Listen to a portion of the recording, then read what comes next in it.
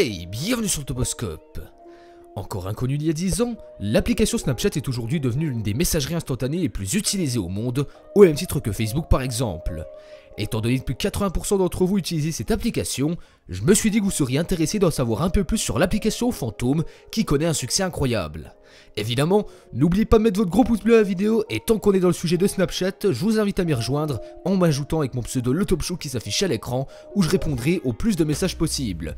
Place désormais à ces 6 choses sur Snapchat que vous ignorez, c'est parti. Numéro 1. Snapchat est aujourd'hui une des applications pour smartphone des plus populaires au monde, mais savez-vous en détail comment a-t-elle commencé? C'est en 2010 que Evan Spiegel et Bobby Murphy, tous deux étudiants au campus de Stanford, eurent l'idée de l'application, grâce à un de leurs amis qui souhaitait pouvoir envoyer des photos éphémères qui dureraient moins d'une journée, car ce dernier se trompait parfois de destinataire.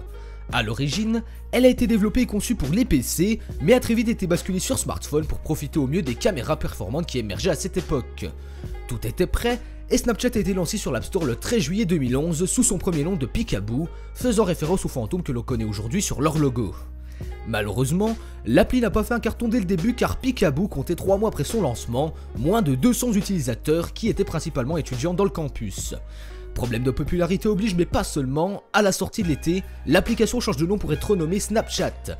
Et dès lors, le succès se fit présent pour Spiegel et Murphy, car entre l'été 2011 et janvier 2012, l'appli est passée de 200 à plus de 20 000 utilisateurs actifs, jusqu'à connaître un succès fou avec des millions d'utilisateurs, comme aujourd'hui. Numéro 2. L'ami de Spiegel et Murphy qui a eu l'idée et a contribué à Snapchat ne s'est au final pas bien entendu avec les deux fondateurs de l'application.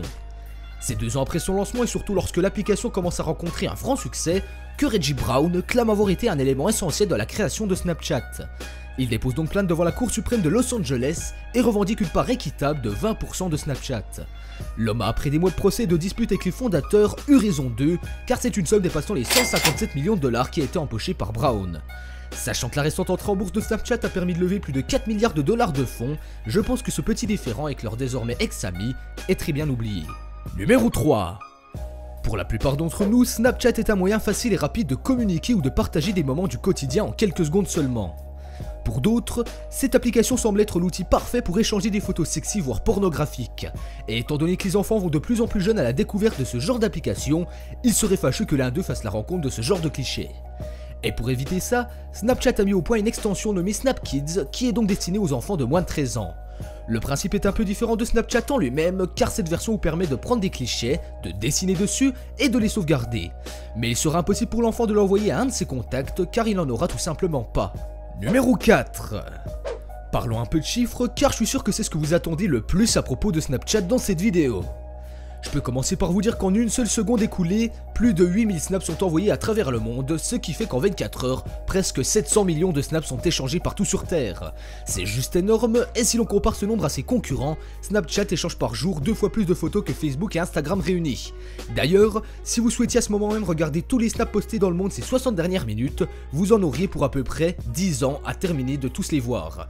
Je finirai concernant ça par dire que pendant que vous regardez cette vidéo, plusieurs millions de snaps ont été envoyés. Incroyable, n'est-ce pas? Numéro 5. Comme pour tous les réseaux sociaux, la publicité est devenue un vrai business pour Snapchat. De nombreux trackers et outils analysent notre position afin de déterminer au mieux la portée et l'impact qu'ont les publicités de partenaires Snapchat. D'ailleurs, le petit fantôme a même passé un accord avec des entreprises spécialisées ayant pour tâche de stocker nos données géographiques et j'en passe afin de proposer aux marques les meilleures cibles possibles pour leurs campagnes publicitaires selon les territoires et cibles d'âge. Cette nouvelle approche de la publicité rend la vie plus facile à Snapchat qui est donc capable de mieux vendre ses espaces publicitaires et ça évidemment, ça se traduit par plus d'argent dans les caisses. Numéro 6. Snapchat est aujourd'hui l'un des réseaux sociaux dominants de l'internet derrière Facebook. D'ailleurs, Mark Zuckerberg voyant la croissance fulgurante de Snapchat comme une bonne affaire, proposa la somme de 1 milliard de dollars pour l'acquérir peu après son rachat d'Instagram en avril 2012. Seulement, la proposition a très vite été repoussée et c'est un an plus tard en 2013 que Zuckerberg fit une offre qui paraissait impossible à refuser car il ne s'agissait cette fois pas de 1 milliard mais bien de 3 milliards de dollars. Cette offre d'une somme énormissime, bien que ça fût bizarre, a été refusée par Spiegel et Brown qui pensaient pouvoir toucher encore plus en conservant la main sur l'entreprise et il se trouve qu'aujourd'hui, leur pari a été gagnant.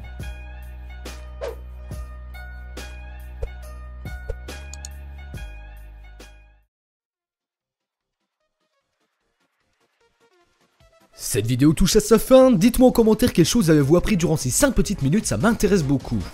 Pour contribuer à la progression du Toposcope, il vous suffit de mettre un pouce bleu et de vous abonner, c'est simple et rapide. Quant à moi, on se donne rendez-vous demain, même endroit, même heure pour une nouvelle vidéo. Ciao ciao.